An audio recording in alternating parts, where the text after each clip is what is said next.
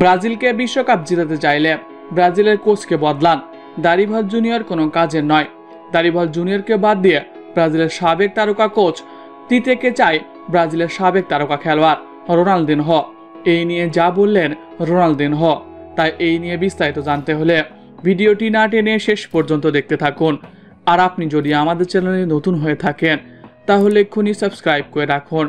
আর ইতিমধ্যে সাবস্ক্রাইব করে থাকলে আপনাকে অসংখ্য ধন্যবাদ। আর্জেন্টিনা প্রায় 28 বছর বিশ্বকাপ জিততে পারেনি, ঠিক এইটা নিয়ে তাদেরকে ট্রল করা হতো। এদিকে প্রায় 22 বছর ধরে বিশ্বকাপের ফাইনালে যেতে পারেনি ব্রাজিল। 2026 সালে বিশ্বকাপে যখন খেলতে নামবে ব্রাজিল, তখন তারা 24 বছরের আক্ষেপ নিয়ে মাঠে নামবে। এবার যেন এমন আক্ষেপ নিয়ে না ফিরতে হয় সেই ব্যবস্থা নিতে বলছেন রোনালদিনহো। তিনি বলেছেন, দলের খেলোয়াড়রা সবাই দারুণ, তবে দলের নির্বাচন প্রক্রিয়া খুবই খারাপ। দলের প্রক্রিয়া নিয়ে রোনালদো বলেন, দলের সবাই ভালো খেলোয়াড়, তবে তাদেরকে চালিয়ে নিতে হবে।